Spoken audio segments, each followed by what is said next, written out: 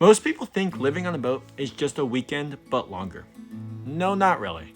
There are three massive lifestyle differences that nobody talks about, and one of them actually ruins boating for a lot of people.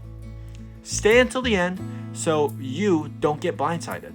Hi, I'm Zach, and today we're breaking down the real difference between a weekender boating and being a full-time liveaboard. Not the Instagram version, the actual day-to-day life. If you're thinking about moving aboard someday, this might actually change your mind, or convince you even more. When you're a weekender, everything is fun. Snacks, drinks, a sunset sail, anything and everything.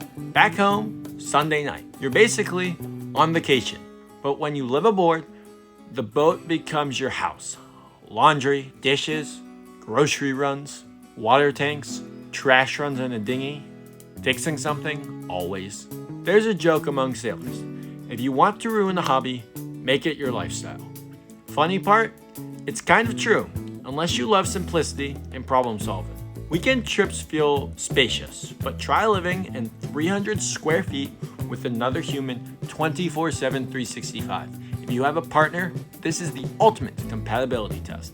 You learn if you communicate well or if someone is sleeping in the cockpit. Some couples say it makes them stronger. Others never made it to month 3. And speaking of breaking people, the next one is the difference that surprises everyone. As a weekender, you clean the boat. You maybe tighten a bolt, and then you leave it until next weekend. As a liveaboard, stuff breaks randomly. Basically think it as if you lived in your car and drove it around 24/7, 365 and used it daily. And you literally never left it. That would basically be how living on a boat would be. And since you use the car more, it will break more. Same thing with the boat. If you use the boat more, it will break more. Weather matters constantly. The weather really rules your days. You become the electrician, the mechanic, the plumber, the carpenter, and the therapist for your boat. And here's the twist. When you live on a boat, maintenance isn't a chore. It's survival.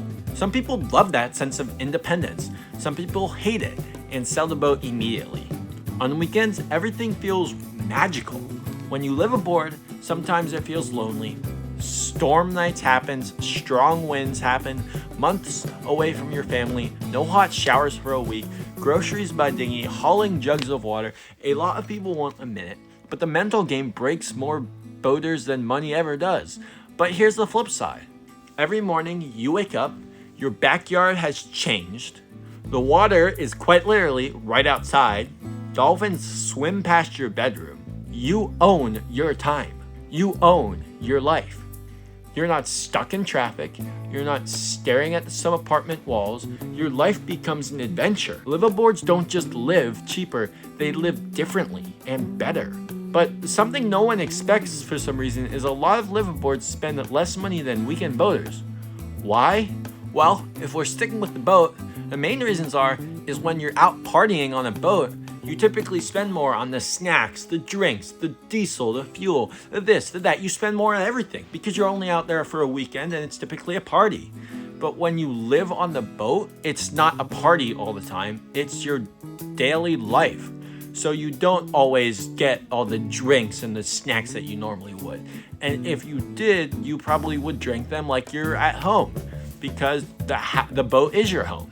But beyond that, we have other reasons, such as there's no rent on the boat. There's no mortgage. There's no Netflix binge nights. There's no Starbucks run. You make your own coffee. There's no Target impulse shopping, and there's certainly no Amazon because you're out in the middle of the ocean. Who's gonna deliver to you? And there's certainly no $150 dinners just because the weekend arrived. Life becomes simple. You pay for your boat and for your experiences. But if you want comfort, marina life, and new gear constantly, then being a weekender is actually cheaper.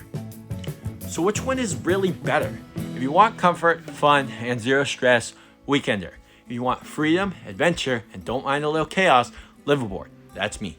Most people think they want the liveaboard life until something breaks at 2 a.m. in a thunderstorm and the dinghy has a flat tire. Ha ha ha, I know. If you want a full day in the life of a liveaboard, the good, the bad, and the weird, comment it and I will tag you in the video that I make when I eventually get my boat. But if you really want a day in the life right now, go search up Adventure Man Dan. He just created a 100-day list of what it really is like to live off-grid for 100 days. I highly recommend you watch that playlist. That playlist is right here or here. It's in one of these corners.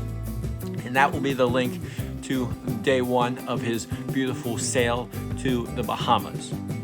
Anyway, that's all I got for you guys. Thank you guys for watching. Peace. I love you guys. Watch that video. That video is right here. If you want the link to the entire playlist of his 100 days, that is right here. Subscribe to my channel down below. Leave a like if you enjoy this sort of content. And hopefully I will see you guys out on the water one day. Peace.